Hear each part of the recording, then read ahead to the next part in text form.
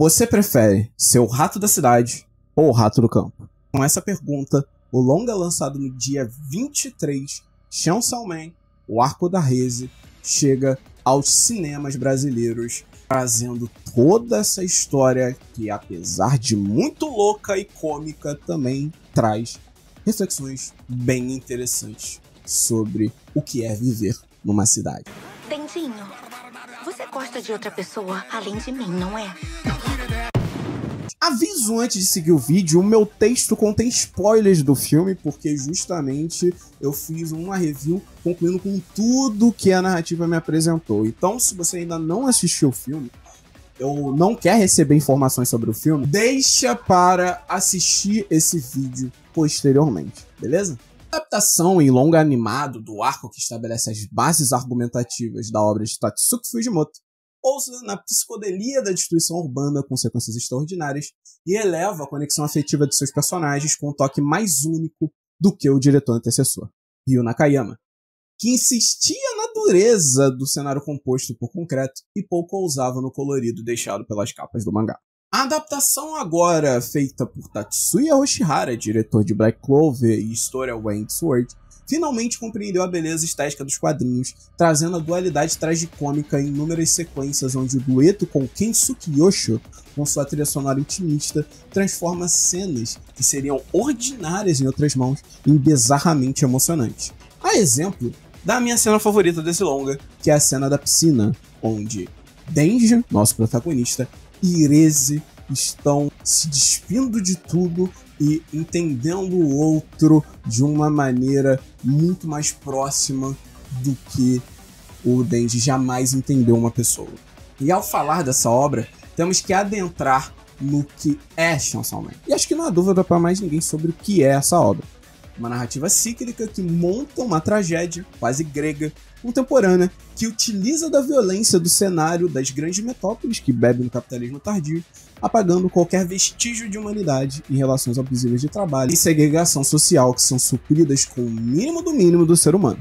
Porém, na etapa onde Reze, a protagonista do arco, é apresentada, construímos uma nova camada nessa jornada do indivíduo que tenta se reconhecer nessa nova realidade. Da cidade, do rato da cidade que eu citei no começo do vídeo, que ao mesmo tempo que se mostra sedutora, o faz ser refém da agonia da morte inúmeras vezes. Na apresentação da garota russa, percebemos, junto com o protagonista, que a beleza das relações não está relacionada com desejos fabricados pelos mecanismos do capitalismo. Nisso inclui estímulos da indústria pornográfica e da indústria de consumo. Sim, se revela como uma relação quase fabulosa que acaba se despindo das expectativas, como na cena da piscina, e penas beiradas arruma um espaço no coração idealista e completamente manipulado de dentro. Esse que vê-se no dilema. Por que todo mundo quer o coração do Chainsaw Man, mas do Denji ninguém quer? Foi a máquina que encontrou o meu coração pra mim. E é por isso que ele pertence a ela mais do que ninguém. É claro que essa falsa relação imposta por Reze protagoniza o longa, servindo como uma preparação narrativa para o crescimento da figura que se revela como antagônica a qualquer possibilidade de fuga daquele ambiente brutal.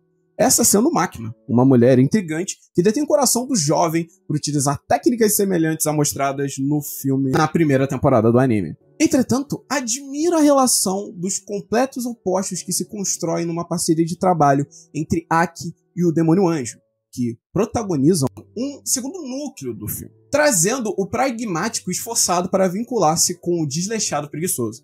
Ambos são unidos pela cega serventia à corporação, que pelo decorrer dessa trama serve como exemplo da falha humana e tentar anular seus sentimentos em prol de uma ideal relação sem afeto. Como emitida por Kishibe, a Paul e Denji na primeira temporada, onde Kishibe afirma que para eles conseguirem um lugar prestigiado na sociedade, eles teriam que ser frios o suficiente para não construir relações e não se enganar pelos demônios que vão encontrar pelo caminho. O que também serve como uma prova que Aki repetirá o erro que cometeu com Himeno, estando longe de convencer que se tornará um soldado perfeito. Já estou preparado para morrer há séculos! Porém, o longa, assim como seu material original, avança para uma revelação da farsa daquelas vivências do garoto carente de afeto, que soam como tão absurdas para um adolescente comum não ter experienciado, que espantam qualquer um que pouco tem noção do privilégio que é estar longe da fome e o desamparo, tal como Ereze se mostrava. Mas nessa jornada, que poucos saberão, por Ereze ser uma Jane Doe, e como não contado, só teremos o corpo de uma figura que, assim como quem tentava ensinar em um love bomb orquestrado por suas táticas construídas na União Soviética, jamais teve acesso ao básico para ser fabricado como uma máquina. Tem alma e pronta para matar por sua pátria, assumindo a faceta da demônio bomba.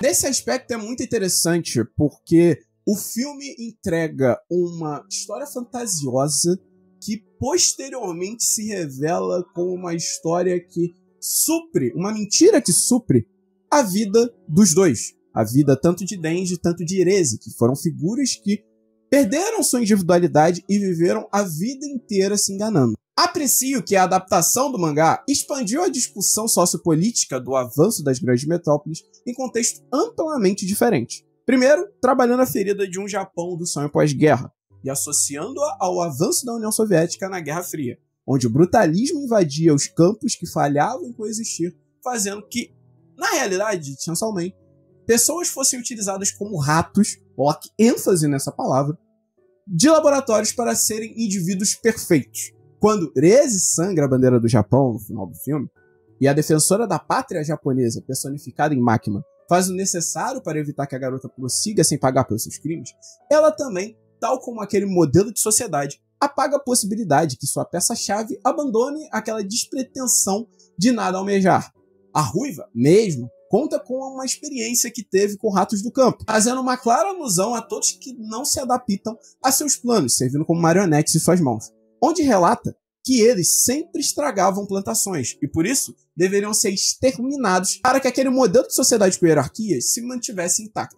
No fim, a líder da segurança pública representa a grande cidade do capitalismo tardio, ou seja, você sempre irá desejar, mesmo que tente se convencer que não quer, e as suas obrigações nem sempre serão prazerosas e libertadoras. Até porque, parafraseando o questionamento trágico de um dos personagens mais fascinantes desse filme, a figura do demônio anjo, que carrega a dicotomia como parte de si, questiona para o rato da cidade: a cidade é um bom lugar? Para Denji, a resposta é clara.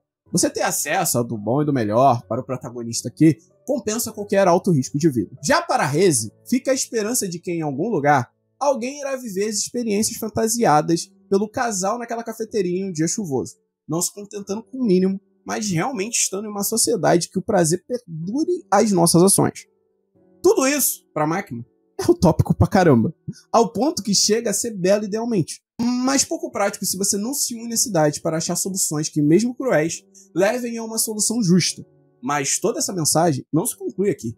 O arco de Ereze é apenas um gancho para uma das melhores sagas dos mangás, onde seremos mais esclarecidos sobre o que Makima deseja e veremos a quebra de Denji ao perceber que o mínimo do mínimo não compensa quando você não tem uma relação verdadeiramente genuína. Denji-kun,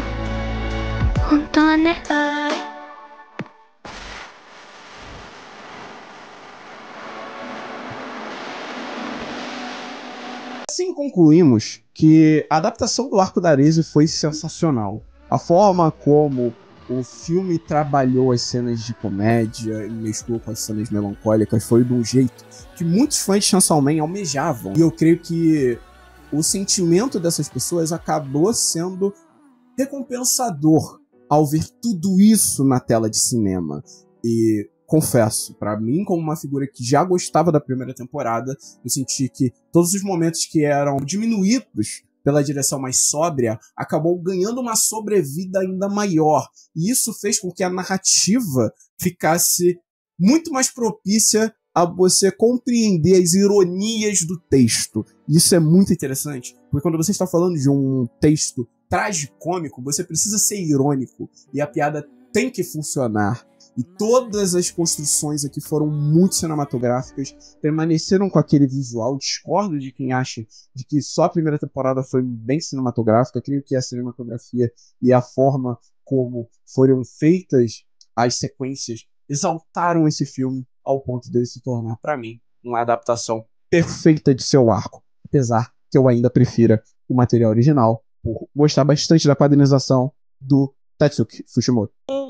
Minha experiência com Chainsaw Man nos cinemas foi bem benéfica e promoveu essas reflexões que eu trouxe aqui nessa análise, que é uma análise que eu fico com muita vontade de fazer, justamente pelo quanto que o filme me tocou. Espero que o meu texto tenha tocado vocês também, beleza? Não esqueça de deixar o like para ajudar o canal, se inscrever no canal para mais reviews, que provavelmente a gente tem por aqui, e compartilhar com um amigo que curta muito Chainsaw Man para dar um apoio aqui no canal, beleza?